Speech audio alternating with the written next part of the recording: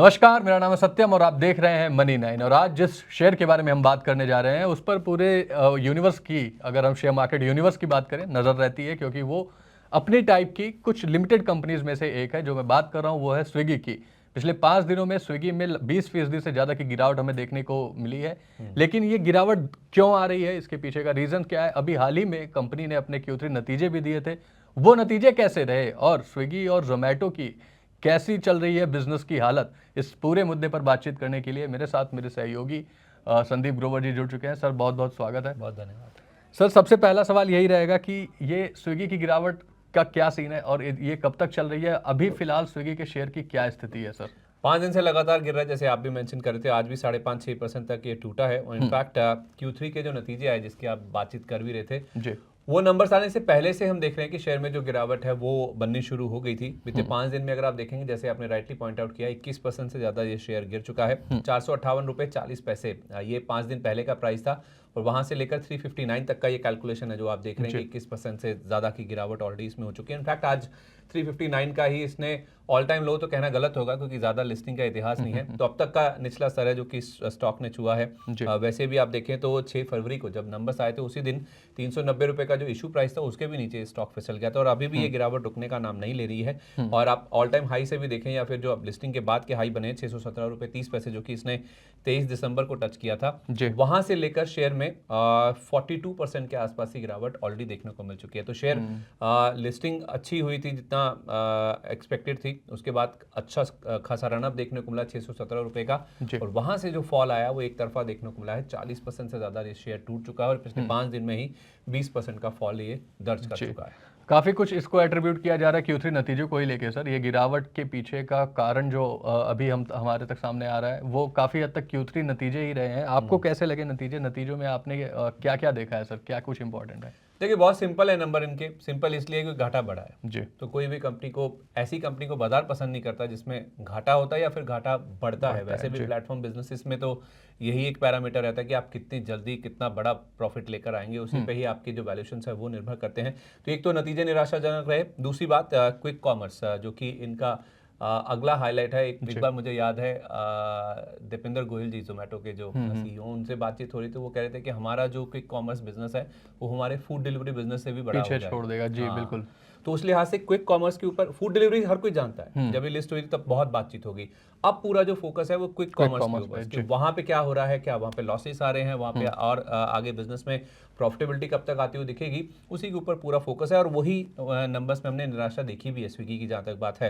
Headline numbers देखेंगे तो 574 करोड़ वाला जो घाटा था वो बढ़कर 800 करोड़ हो गया। रेवेन्यूज बढ़े हैं, नो डाउट, इनके 31% बढ़े, बढ़कर वो ऑलमोस्ट 4000 करोड़ रुपए के आसपास पहुंच गए। लेकिन आप अबिड्डा घाटा, यानी कि जो कामकाजी फ्रंट पर घाटा है, उसको देखिए, वो भी 525 करोड़ वाला 725 करोड़ रुपए पर पहुंचता हुआ दिखा है। फूड डिलीवरी बिजनेस इनका अच्छा कर रहा है, वहां पे रेवेन्यू ग्रोथ भी आप देखेंगे तो 23.5% की है। लेकिन जो और जो कामकाजी मुनाफा है उसमें भी बढ़त आई, 7.5 गुना के आसपास की हमने बढ़त बनती हुई दिखी। पिछले साल के इसी क्वार्टर में देखेंगे तो आपको 26 करोड़ का नंबर नजर आएगा, वो बढ़कर हो गया 193 करोड़। लेकिन दिक्कत की बात है क्विक कॉमर्स, जैसे मैंने कहा, यहां पे भी देखेंगे तो रेवेन्यू ग्रोथ बहुत अच्छी है, लेकिन कामकाजी घाटा बढ़ता हुआ दिखा है। रेवेन्यू इनका 2 गुना होता हुआ देखा क्विक कॉमर्स में, लेकिन जहां ये रेवेन्यू 100% बढ़ा रहे हैं, 2 गुना कर रहे हैं, वहां पे घाटा भी बढ़ रहा है। यानी कि ऐसा बिजनेस आप कर रहे हैं वो तेजी से ग्रो कर रहा है जो कि आपको घाटा दे रहा है, और घाटा उसका बढ़ता जा रहा है। तो जहां एबिट इनका, यानी कि जो कामकाजी मुनाफा 310 करोड़ था, माफ कीजिए, एबिट घाटा था जो 310 करोड़ का,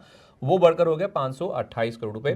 और इस बिजनेस को वो कह रहे हैं कि और एक्सपैंड करेंगे। मार्च तक के नंबर जो प्रोजेक्ट किए हैं मैनेजमेंट ने, यानी कि चौथी तिमाही या फिर FY25 के एंड तक, ये कह रहे हैं कि जो इंस्टामार्ट का जो अंडर जो एरिया आता है उसे बढ़ाकर 4 मिलियन स्क्वायर फीट करेंगे, 40 लाख स्क्वायर फीट तक लेके जाने की उनकी बातचीत है। तो बाजार ये सोच रहा है कि अगर फूड डिलीवरी बिजनेस जहाँ पे इनका मुनाफा है वहां पे एक्सपैंड नहीं कर रहे हैं, या फिर ऐसे बिजनेस में एक्सपैंड कर रहे हैं जहाँ पे रेवेन्यूज तो बढ़ रहे हैं लेकिन घाटा भी साथ साथ बढ़ रहा है, तो फिर ऐसी कंपनी से तो दूर रहना ही ज़्यादा इंपॉर्टेंट है, ज़्यादा सही है। और वही आप देखिए शेयर प्राइस में होता हुआ नजर भी आ रहा है। जी सर, लेकिन काफ़ी कुछ हद तक अगर हम क्विक कॉमर्स बिजनेस को थोड़ा सा समझने की कोशिश करें तो ये भी देखा जाता है कि शुरू में आपको ज़्यादा इन्वेस्ट करना पड़ता है, क्योंकि ये डार्क स्टोर मॉडल पे चलता है और आपको स्टोर्स खोलने पड़ते हैं बहुत ज़्यादा, जहाँ पे सारी चीज़ें हों। जो इन्होंने भी बोला कि अपना 4 मिलियन स्क्वायर तक एरिया बढ़ाएंगे। ऐसे में ब्लिंकिट की जो हम बात कर रहे थे कि ब्लिंकिट भी अभी प्रॉफिट मेकिंग नहीं है, लेकिन पिछले क्वार्टर में ही उम्मीद हुई थी कि प्रॉफिट मेकिंग हो जाएगी। इस बार मैनेजमेंट की कमेंट्री आई कि हम डार्क स्टोर्स बढ़ा रहे हैं, जिसकी वजह से हमारा ब्लिंकिट अभी भी प्रॉफिट मेकिंग नहीं है। तो क्या ये कहना सही रहेगा कि इंस्टामार्ट की वजह से जिसमें ये इन्वेस्ट कर रहे हैं, क्योंकि फ्यूचर उसी का ही है, अभी आपने भी बताया कि क्विक कॉमर्स बिजनेस ही फ्यूचर वहाँ है। पे ज्यादा है। हाँ, तो फोकस इसीलिए ये कंपनी क्या उन पर कर रही है? ऐसी कुछ मैनेजमेंट की कमेंट्री सुनने में आई। देखिए, बात क्या है ना कि जब कोई नई कंपनी लिस्ट होने के लिए आती है या बाजार में आती है जी। तो उसमें 2-3 चीजें देखी जाती हैं। बिजनेस तो ऑब्वियस ही बात है, जो फंडामेंटल हो गए, दूसरा वैल्यूएशन, और तीसरा अवेलेबिलिटी। आप कहेंगे अवेलेबिलिटी किस तरह से? आप कोई बैंक लिस्ट होने के लिए आएगा, 3600 बैंक पहले से लिस्टेड है। कोई बीएफएसआई कंपनी लिस्ट होने के लिए आएगी, कोई ऑटो कंपनी लिस्ट होने के आएगी, पहले से ही आपके पास विकल्प मौजूद हैं। जब स्विगी आई थी तब जोमेटो भी उपलब्ध था, और वो भी ऐसी कंपनी जो कि इससे बड़ी है, साइज वाइज भी और प्रॉफिटेबिलिटी के फ्रंट पर बेटर है। तो इनके लिए दिक्कत की बात है कि इनका सामने कंपैरिजन खड़ा है, और इंडस्ट्री भी छोटी सी है। जी जी। फिलहाल तो ये डुओपोली आप कह सकते हैं, और भी कंपनियां करती हैं डिलीवरी, ऐसा नहीं है, लेकिन पूरा कंपैरिजन या पूरा दारोमदार तो इन्हीं दोनों कंपनियों के ऊपर ही है। तो उस लिहाज से जब सामने एक ऐसी कंपनी जो कि प्रॉफिटेबल है, बड़ा प्लेयर है, वो आपको उपलब्ध होगा, तो फिर स्विगी को कोई क्यों देखेगा? जी, अगर हम उससे कंपेयर करेंगे, फिलहाल हम इस वीडियो में आगे उस पर भी बातचीत करेंगे, लेकिन काफ़ी हद तक ब्लिंकिट भी अभी फिलहाल प्रॉफिट मेकिंग नहीं हुई है, जहाँ तक आखिरी उनकी रिपोर्ट आई थी और याद पड़ रहा है मुझे। सर, आप वापस आते हैं स्विगी पर। पहले इनको लेके कुछ ब्रोकर्स की राय आई है आपके सामने? ब्रोकर्स की रिपोर्ट तो इनफैक्ट इसके लिस्ट होने से पहले ही आ गई थी। जी। आपको याद होगा जिस दिन पेटीएम लिस्ट हुआ था उस दिन मैक्वेरी की एक रिपोर्ट आई थी, उन्होंने काफी नीचे का 1100 रुपए का आई थिंक टारगेट दिया था। ऐसा ही स्विगी की जिस दिन लिस्टिंग थी उस दिन मैक्वेरी ने अपनी रिपोर्ट निकाली और उन्होंने अंडर परफॉर्म की रेटिंग के साथ इसकी कवरेज शुरू करी थी। 325 रुपए का टारगेट दिया था, 390 रुपए का इशू प्राइस था, उससे करीब 17% नीचे का टारगेट उन्होंने दिया था। अब वो टारगेट आते हुए दिख रहे हैं, 359 अभी तक तो 359 तो आ गया, लेकिन देखिए जब 390 वाला 412 420 के आसपास खुला, उसके बाद 617 तक गया, तो हर कोई सोचा था कि अरे मैक्वेरी गलती हो गई। क्या सोच रहे हैं, मेरे मुंह से निकल गई। लेकिन अब देखिए कोर्स करेक्शन के बाद अब की स्टॉक जिस लेवल पर आ गया, अब सबको मैक्वेरी की रिपोर्ट्स याद आ रही है या फिर सही लगने लगी है। उस समय उन्होंने जो कंसर्न्स रेस किए थे वो आप देखिए अब प्ले आउट होते हुए नजर आ भी रहे हैं। उन्होंने कहा था कि क्विक कॉमर्स बिजनेस अनोखा है, इट्स अ यूनिक बिजनेस, अलग है, जिसमें लोगों की दिलचस्पी भी काफी ज्यादा है, लेकिन इस कंपनी की जहां तक बात है तो उसके वैल्यूएशन महंगे हैं और चुनौतीपूर्ण है। चुनौतीपूर्ण क्यों है? उन्होंने कहा था सतर्क रहने की जरूरत है। एक तो प्रॉफिटेबिलिटी, अब देखिए प्रॉफिटेबिलिटी तो दूर की बात, इनका घाटा बढ़ता हुआ दिखा है, और दूसरी बात आप देखिए कि लंबी अवधि में उनका कहना था कि जो यूनिट इकोनॉमिक्स है, जो ये खर्च करते हैं, हाँ, तो उसके ऊपर ज्यादा फोकस करने की जरूरत है, और वही इनके लिए दिक्कत की बात है। देखिए अगर इनका घाटा बढ़ रहा है तो जाहिर सी बात है फिर प्रॉफिटेबिलिटी तो दूर की बात, पहले आप अपना घाटा तो कंटेन कीजिए। घाटा इनफैक्ट आपका बढ़ता जा रहा है, और उस रिपोर्ट में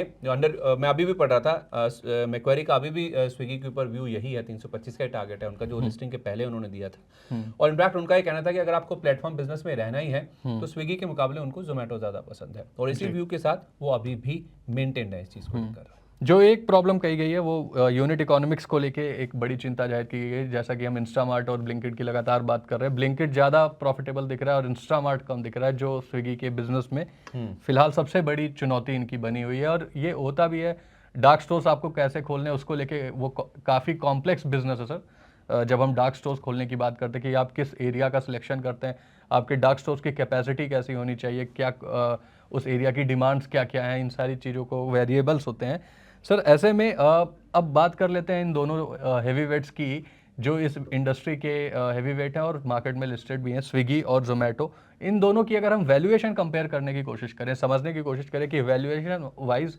कौन सा शेयर ज़्यादा बेहतर है, तो कैसी लग रही है आपको दोनों की वैल्यूएशन सर कंपैरेटिवली? देखिए वैल्यूएशन की जहाँ तक बात है तो आई थिंक जब ये लिस्ट होने जा रहा था ना, तो उस समय हिम सिक्योरिटीज़ की सीनियर रिसर्च एनालिस्ट हैं आस्था जैन जी, हम उनसे बात कर रहे थे। हर कोई ये कह रहा था कि जोमेटो हमारे सामने है, आप स्विगी के आईपीओ में मत पैसा लगाइए, आपके पास बेटर ऑप्शन अवेलेबल है। ग्रे मार्केट प्रीमियम भी ऐसा ही कुछ बता रहा था, लेकिन आस्था जैन इकलौती ऐसी थी जिन्होंने कहा था कि फ्लैट टू पॉजिटिव लिस्टिंग हो सकती है, क्योंकि ग्रे मार्केट तो शायद आई थिंक नेगेटिव हो गया था उस समय। तो उस लिहाज से वो शेयर लिस्ट भी पॉजिटिव हुआ, उसके बाद हमने अच्छे खासे इसमें गेंस भी बनते हुए देखे। तो उनका एक ही बिना था, एक ही पॉइंट था जिस बेसिस पे उन्होंने ये बोला था कि फ्लैट टू पॉजिटिव लिस्टिंग हो सकती है, और वो है valuation as compare to Zomato के मुकाबले इसके वैल्यूएशंस सस्ते हैं, जिस वजह से लिस्टिंग अच्छी पॉजिटिव साइड पे हो सकती है। उन्होंने सारे एनालिस्ट या फिर सारे एक्सपर्ट्स के अगेंस्ट ऑलमोस्ट खड़ी हुई थी। उन्होंने कहा था कि होगा, और वैसा हुआ भी। ऐसे हमारे प्लेटफॉर्म पे आके उन्होंने कहा था, और वैल्यूएशन आज भी सस्ते हैं जी। जोमेटो के जो प्राइस आप देख रहे हैं, जोमेटो के मुकाबले स्विगी के जो वैल्यूएशन है वो आज भी सस्ते हैं। आप प्राइस टू बुक पे देखिए या प्राइस टू सेल्स के देखिए, जो नंबर्स आपके सामने चल रहे हैं, देखिए जोमेटो आपको 6.5 गुना प्राइस टू बुक नजर आएगा, ये 4.25 गुना आपको नजर आएगा, यानी कि 35% के आसपास का ऑलमोस्ट डिस्काउंट। और इतना ही डिस्काउंट आपको उस समय भी देखने को मिल रहा था जब ये शेयर पीक पे था अपने 617 रुपए के आसपास। प्राइस टू सेल्स वाइज भी देखें तो 33 गुना आपको जोमेटो नजर आएगा, लेकिन ये स्टॉक देखिए 13 गुना के आसपास आपको नजर आएगा। तो 60% के आसपास का डिस्काउंट है, जो कि आपको जोमेटो के कंपैरिजन में स्विगी का नजर आएगा। तो वैल्यूएशन वाइज तो ये स्टॉक बढ़िया नजर आ रहा है। उस समय भी अच्छा था जब इसका आईपीओ आया था, और यही कारण था कि आईपीओ आई थिंक 3.5 गुना के आसपास भरा भी था, और लिस्टिंग भी पॉजिटिव साइड पे। और उसके बाद किस तरह का रनअप हमने देखा, ऑलमोस्ट 390 का इशू प्राइस था, 400 मान लीजिए, 400 से ऑलमोस्ट ये 220-230 रुपए के आसपास का जंप इसने दिखाया। वो इसी बिना पे था कि जोमेटो के कंपैरिजन में ये सस्ता है, वैल्यूएशन अच्छे हैं। लेकिन जब आप सस्ते वाले को खरीद के लेके जाते हैं इस बिना पर कि वो जोमेटो से सस्ता है, फिर जोमेटो बनना भी तो पड़ेगा आपको जी। बिजनेस वैसा नहीं है जैसा मुनाफे में आना भी तो पड़ेगा। मुनाफे में आप आ नहीं पाए, आपका घाटा और बढ़ गया। तो जिसने इस सोच के साथ ले रखा है सस्ता है, वैल्यूएशन सस्ता है, जोमेटो के मुकाबले मुझे बेटर विकल्प मिल रहा है, लेकिन बेटर किस टर्म्स में? सिर्फ वैल्यूएशन, मुनाफा आएगा नहीं आएगा। कंपनी क्या कर रही है, कमा कितना रही है, एक्चुअली उसकी वैल्यू तो तभी उसी बढ़ेगी। चीज पे ना, पर शेयर कितना मुनाफा आएगा, उसी के बेसिस पे आप कोई मल्टीपल लगाएंगे, तो मल्टीपल लगाने लायक कुछ बचा ही नहीं है। जब घाटा बढ़ गया तो फिर लोगों ने टाटा बाय बाय बोल दिया इसको। और यही कारण है कि आप इसमें देख रहे हैं कि इसमें गिरावट देखने को मिली। इनफैक्ट आप नंबर्स देख भी लीजिए, आपको दोनों का कंपैरिजन दिख जाएंगे कि रेवेन्यू कैसे है, मुनाफा कैसा है, और कैश की पोजीशन किस तरह की है दोनों की। स्विगी का आपको अच्छा नजर आएगा कैश पोजीशन जो है जोमेटो के मुकाबले, और उसको डिप्लॉय कर भी रहे हैं वो। आईपीओ के समय भी जिन्होंने पैसा रेस किया था उन्होंने कहा ही था कि हम क्विक कॉमर्स में भी एक्सपैंड करेंगे। कैश की पोजीशन अच्छी है, लेकिन कैश का क्या करेगा कोई? भाई मैं तुम्हारे कैश के लिए थोड़ा पैसा लगा रहा हूँ, तुम बिजनेस में पैसा लगा के मेरे को क्या बना के दोगे? मैं तो इसलिए तुम्हारा पार्टनर बन रहा हूँ ना, इसलिए तुम्हारा शेयर खरीद रहा हूं ना, वो हो नहीं रहा, इसलिए शेयर गिर गया। जी। तो रेवेन्यू की भी बात हो ही गई है, वैल्यूएशन सर ने बता ही दिया। सर अगर रेवेन्यू को और थोड़ा डिटेल में समझे जोमेटो और स्विगी के, तो कैसा दिख रहा है आपको, फिनेंशियल्स कैसे दिख रहे हैं दोनों के, अगर हम अब देखना चाहें अगर Q3 के मुकाबले से? देखिए, इन टर्म्स ऑफ साइज अगर आप देखेंगे, नो डाउट जोमेटो बड़ी कंपनी है। जब आईपीओ पे आया था तब 45% का शेयर स्विगी के पास था, 55% का शेयर जोमेटो के पास था। ऑलमोस्ट नेक टू नेक आप कह सकते हैं, आधा मार्केट ये होल्ड करते हैं। लेकिन देखिए 5,400 करोड़ रुपए का रेवेन्यू जोमेटो ने क्लॉक किया। Q3 के नंबर्स आपके सामने हैं, और ऑलमोस्ट 4,000 करोड़ रुपए के आसपास के रेवेन्यू स्विगी के हैं। और जो दूसरा नंबर है ये ज्यादा इंपॉर्टेंट है, जिसके ऊपर हर कोई फोकस करता है कि इनका घाटा बढ़कर हो गया 800 करोड़ रुपए। जोमेटो का प्रॉफिट भी गिरा है, 176 करोड़ वाला, मैं क्वार्टर ऑन क्वार्टर बता रहा हूँ, 176 करोड़ वाला 59 करोड़ हुआ। लेकिन स्टोरी तो यही है कि आप मुनाफे वाली कंपनी है, कैश इनके पास भी अच्छा खासा है, तो आप ऐसी कंपनी के साथ रहना चाहेंगे ना जो ज्यादा अच्छी है, ज्यादा बेटर है, और ज्यादा क्लैरिटी प्रॉफिट मेकिंग है। फिलहाल अभी आपके पैसों को मुनाफे में कौन कन्वर्ट करेगा, उस पर ही सारा खेल इस बिजनेस का टिका हुआ है काफी हद तक। सर अब जिन दर्शकों के पास स्विगी के शेयर हैं वो इस गिरावट में करें क्या ये सस्ती कंपनी है, लेकिन क्या फ्यूचर में ऐसा है कि हम इसमें भी पैसा बना सकते हैं लगा के, क्योंकि कंपनी की मैनेजमेंट लगातार बोल रही है कि वो प्रॉफिटेबल हो जाएंगे। ब्लिंकिट का भी हमने देखा, जोमेटो भी शुरू में काफ़ी गिरा था। तो दर्शकों के मन में ये सवाल काफ़ी ज़्यादा आ रहा है कि क्या जोमेटो वाली पूरी स्टोरी रिपीट होगी स्विगी के साथ, एक बड़ी गिरावट और उसके बाद शानदार तेजी? देखिए, सवाल वाजिब है, और इनफैक्ट हर कोई जानना चाहता है कि स्विगी लूँ या जोमेटो लूँ, या फिर स्विगी रखा हुआ है या स्विगी मुझे खरीदना है, मेरे पास आईपीओ का रखा हुआ है, मुझे करना क्या चाहिए उसमें। मैंने कम से कम तो 3 एक्सपर्ट से बातचीत करी, क्योंकि मुद्दा बड़ा है, सवाल बड़ा है, हर किसी का इसमें इंटरेस्ट बहुत ज़्यादा है। तो आस्था जैन जी, जैसे मैंने कहा, हमारे साथ आईपीओ के टाइम पे भी जुड़ी थी, आईपीओ में निवेश करना ही नहीं करना स्विगी के उन्होंने बताया था। और अभी जब इतनी बड़ी गिरावट आ गई तो फिर मैंने बोला उनसे बेटर कौन हो सकता है बताने के लिए कि अब करना क्या है इसमें। तो उनका ये कहना था कि अगर आपको फ्रेश निवेश करना है, अगर आप साइडलाइंस में बैठे हैं, एक बार आप मुनाफा बुक कर चुके हैं, या फिर एक बार आप एंटर ही नहीं किए कभी इसमें, आईपीओ आपको नहीं मिला और आप पहली बार इसमें इन्वेस्ट करना चाहते हैं, तो रुक जाइए, थोड़ा सा फ्रेश निवेश के लिए आप इंतजार कर लीजिए। लेवल्स वो हमारे साथ शेयर करेंगे। उन्होंने कहा है कि मैं इस पर वर्कआउट कर रही हूँ अभी भी, कि कहाँ पे जाके वैल्यूएशन इसके ठीक ठाक हो जाएंगे, या फिर कौन सा एंट्री लेवल सही होगा जहाँ पे आपको एंट्री करनी चाहिए, वो मैं आपके साथ शेयर कर दूंगी। लेकिन फिलहाल के लिए अगर आपका फ्रेश एंट्री करने का मन है, आपके मुंह में पानी आ रहा है, ये देखिए 617 वाला 360 पे आ गया, रुक जाइए, थम जाइए, जल्दबाजी मत कीजिए। अरुण केजरीवाल जी हमारे साथ हमारे शोज में जुड़ते हैं, उनसे हम लगातार बातचीत करते रहते हैं। कैंडिडेटली उन्होंने कई बार बोला है कि मैं तो इस पे बुलिश नहीं हूँ। उन्होंने तो ये तक कहा है कि आप हमेशा इससे ऑर्डर नहीं करते हैं। खैर हालांकि वो व्यू सब्जेक्टिव हो सकता है। वो कह रहे हैं कि आप तभी इसको मंगवाते हैं जब आपको कुछ छूट गया मंगवाना, महीने का राशन, या फिर आप आनंद फानंद में इमरजेंसी में जब कुछ मंगवाते हैं तो आप ज़रूर इसमें अपना ऑर्डर करते होंगे। वैसे मैं तो नहीं करता हूँ, ये उनका व्यू था। और वो तो कह ही रहे हैं कि मैं इस बिजनेस पे ही, ओवरऑल इस धंधे पे ही बुलिश नहीं हूँ, ना स्विगी ना जोमेटो। जी, मुझे तो दोनों में से कोई पसंद नहीं है। आप अरुण दोनों, केजरीवाल जी ने दोनों को ही नकार वो दिया। कह रहे दोनों से आप दूर रहिए।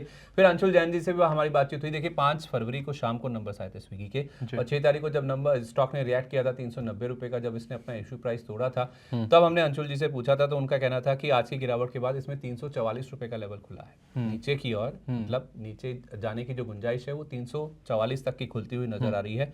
और उनका तो साफ कहना था जब तक ये कंपनी मुनाफे में नहीं आ जाती है तब तक वह इससे दूर रहिए। कह रहे जिस दिन मुनाफे में आ जाएगी मैं सामने आके खुद आपको बता दूंगा कि हाँ इसमें खरीद लीजिए, कोई ऐसी दिक्कत की बात नहीं है, अब आप एंटर कर सकते हैं।